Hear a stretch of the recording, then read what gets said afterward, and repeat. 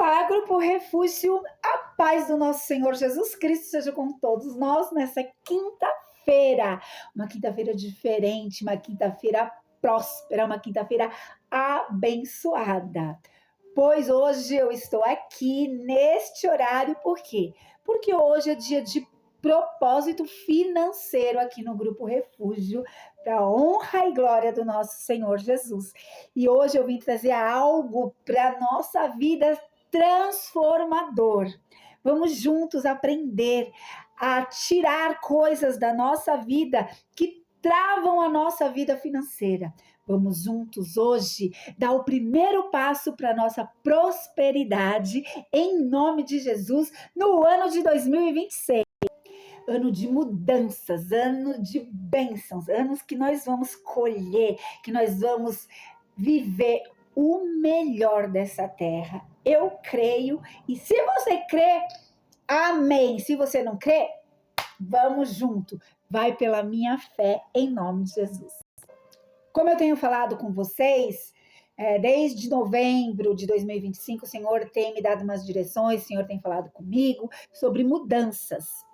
E quando eu percebi, quando eu comecei a abrir o meu coração, abrir meu entendimento, ir atrás, buscar algumas coisas, eu vi que eu não conseguia e nem vou conseguir ser próspera se eu continuar, se eu me manter do jeito que eu sou ou do jeito que eu estou.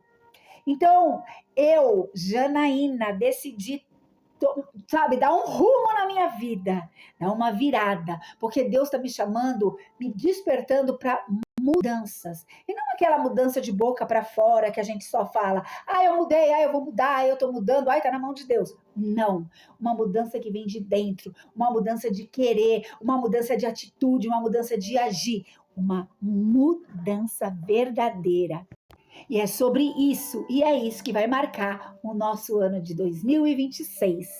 Vamos ser próspero. Prosperidade é ser próspero em todas as áreas, porém na área financeira, o qual nós tratamos hoje, quinta-feira, aqui no Grupo Refúgio, é essa direção da área financeira. Prosperidade financeira com propósito.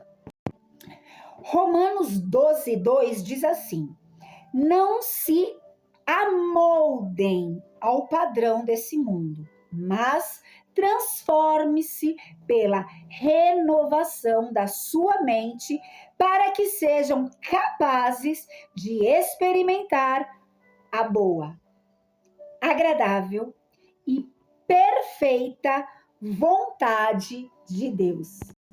Qual é a boa, perfeita e agradável vontade de Deus para as nossas vidas? Eu fui buscar lá em 1 Tessalonicenses 5:18, que diz assim. Lá diz que a vontade de Deus é que sejamos gratos em todas as circunstâncias. Não por todas as circunstâncias, mas em meio a elas, usando da nossa fé, confiança e reconhecimento de que Deus está no controle.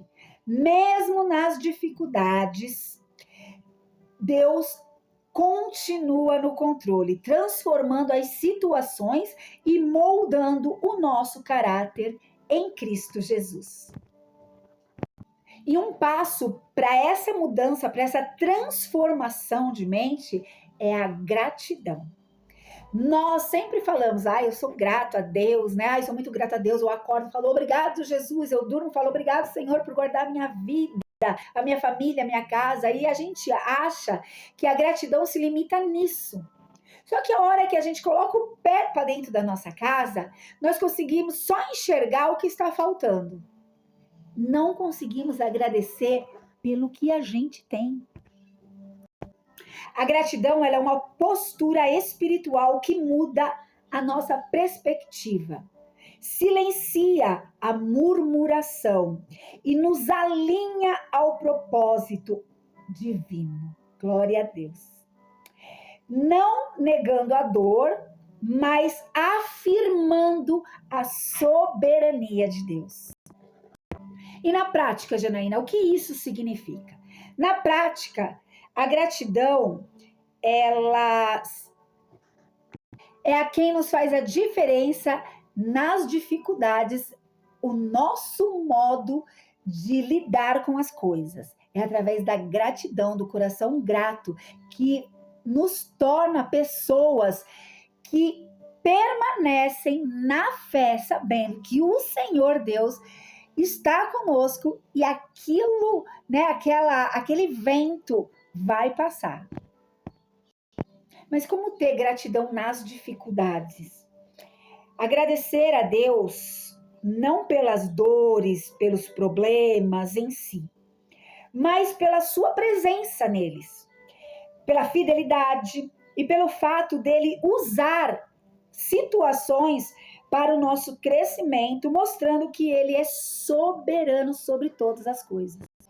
A confiança, ela é um ato de fé.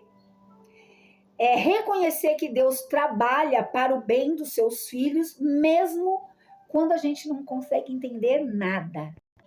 A gratidão, ela muda o nosso coração, a nossa postura diante dos desafios, transformando a murmuração em louvor e nos dando paz. Eu acredito que o resumo da vontade de Deus para as nossas vidas é que nós vivamos de maneira santa, fazendo o bem e sendo gratos. Eu fui buscar quais os benefícios da gratidão, de um coração grato, da gente praticar a gratidão, porque tudo na nossa vida é um exercício, né? Um exercício a ser praticado. A fé, precisamos praticar, a bondade e a gratidão. Então, eu fui buscar quais os benefícios cientificamente comprovado sobre a gratidão, o que ele faz em nós.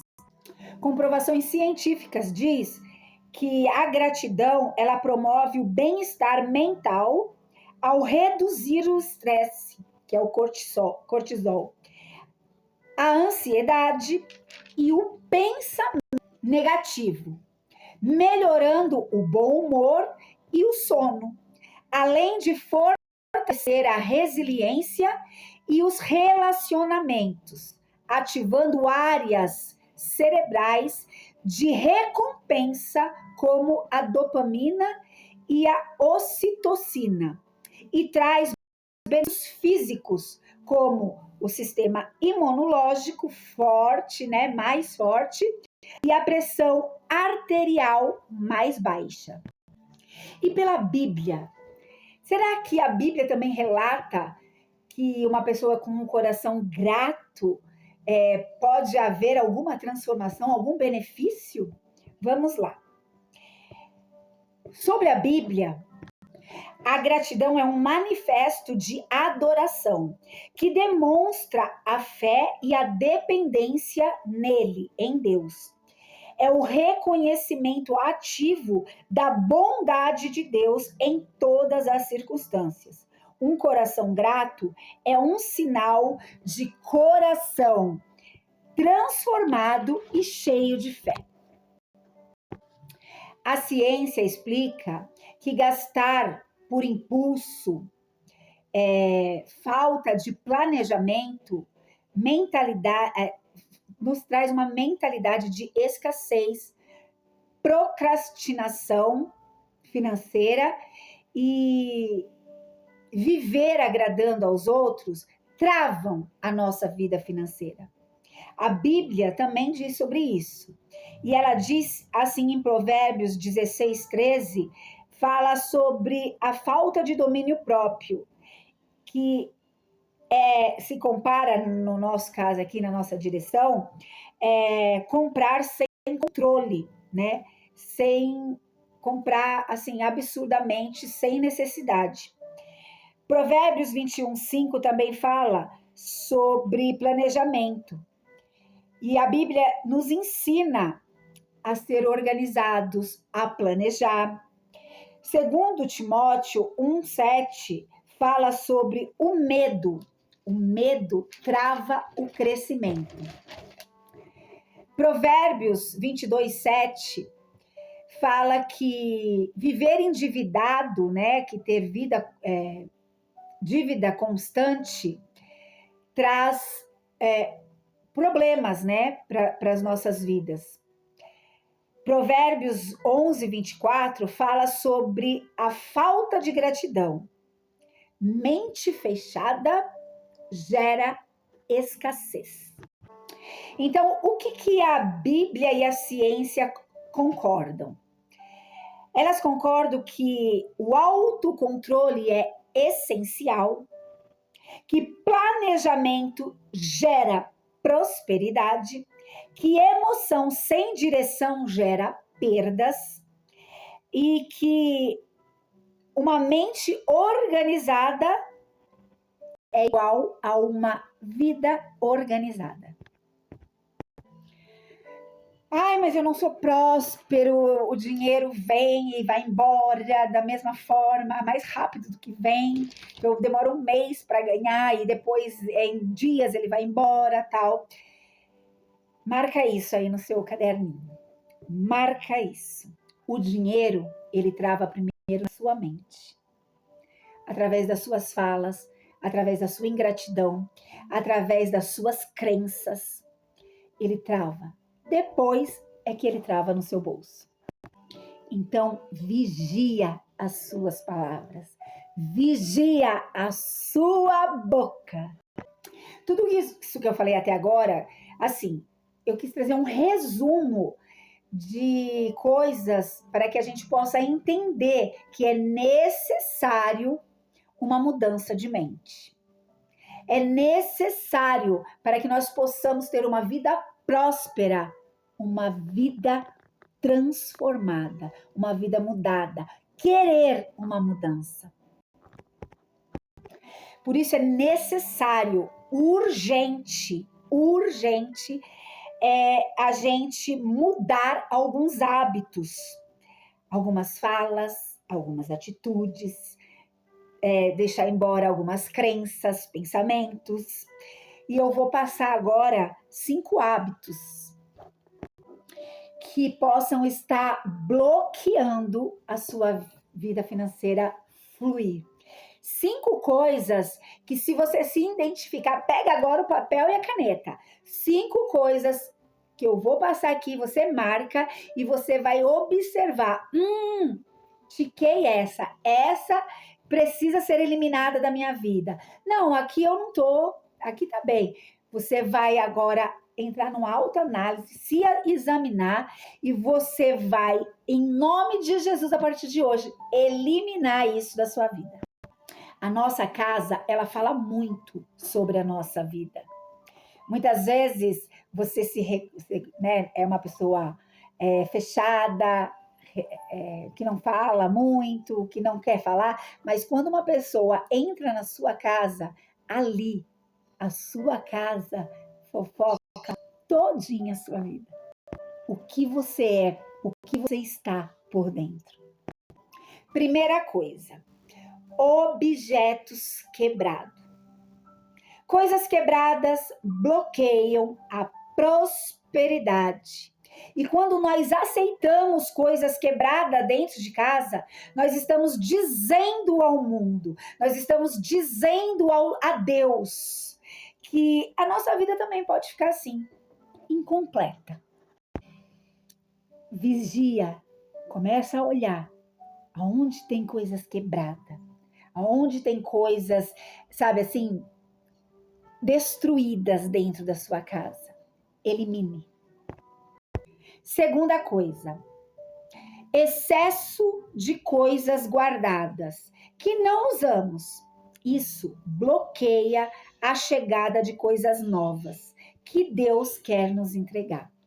Gente, você já viu que tem pessoas, eu conheço, eu não faço, mas eu conheço pessoas que são assim.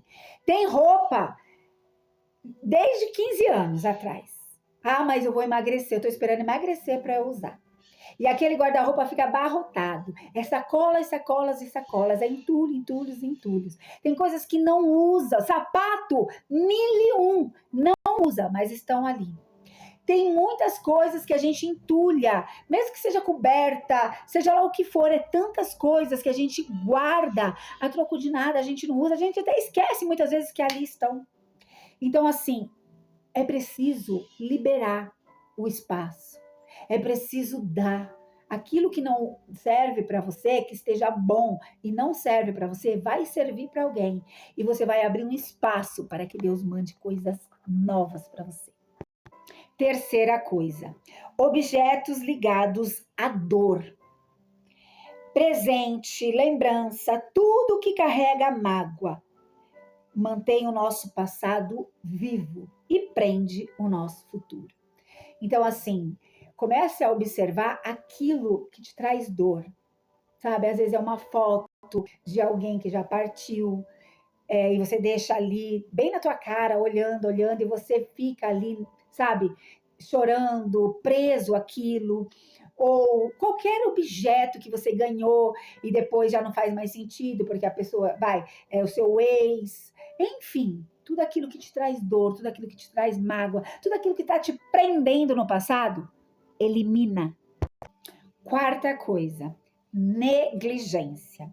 Quando você deixa a sua casa suja, você está declarando ao mundo espiritual que você desistiu do seu próprio lar. É como uma casa sem governo. Quando não existe um governo, né, alguém ali governando uma casa, alguém vai tomar posse. Deus não habita em lugares sujos. Se Deus não habita, quem habita? Então, assim, muitas vezes a nossa casa está sendo moradia de demônios e nós nem nos apercebemos. Nós estamos cansados, sobrecarregados, com falta de energia, porque nós simplesmente deixamos o governo que é nosso nas mãos do nosso adversário. Deus não habita na bagunça.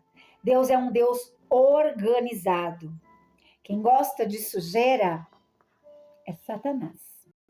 Casa suja, fédida, ele atrai espírito mulambos. Deus, ele não trabalha, ele não habita na bagunça, na gritaria, em lugares desorganizados. Uma casa sem governo, ela atrai opressão, estagnação, miséria, e os demônios agem onde tem desordem, falta de zelo e negligência. O ambiente, ele influencia o nosso emocional.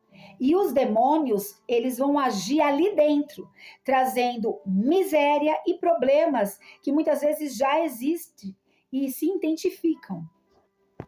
E eu não estou falando assim de riqueza, de riqueza, de luxo. Eu estou falando de organização, de cuidado, de zelo com aquilo que Deus confiou, com aquilo que Deus colocou nas suas mãos.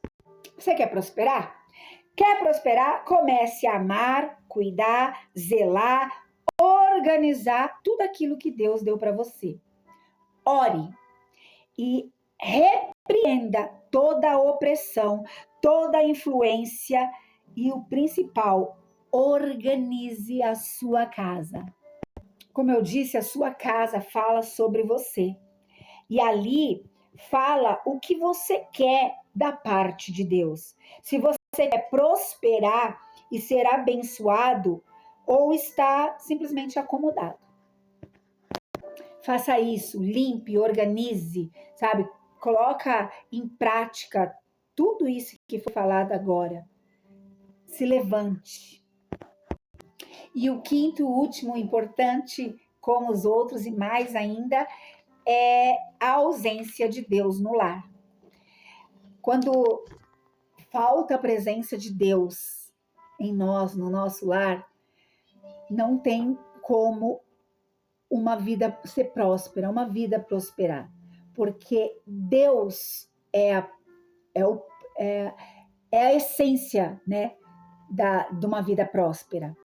A prosperidade vem de Deus. Então, não tem como ser próspero e não ter a presença de Deus. Para um lar ser próspero, Deus precisa habitar nele. Porém, como foi dito, Deus não habita em lugares sujos, em lugares desorganizados, em lugares com gritaria e etc. Então, que nós possamos aprender hoje e a partir de hoje tomar uma atitude de mudança. Principalmente, em primeiro lugar, aprender a ser grato. Gratidão. Gratidão de coração puro e verdadeiro. Comece hoje essa limpeza dentro do seu lar. Comece hoje a tirar tudo que você vê que trava a sua prosperidade. Comece hoje a grande mudança do seu ano de 2026 para a glória de Deus. E conforme você vai fazendo isso, você vai entregando na mão de Deus, você vai orando, você vai quebrando as maldições, você vai, buscando a presença do Espírito Santo. E em nome do Senhor Jesus, nós vamos viver em 2026 a boa, perfeita e agradável vontade de Deus para as nossas vidas. Amém? Glória a Deus. Beijo a todos. Até a próxima quinta-feira, se Deus permitir. Em nome de Jesus. Amém? Beijos.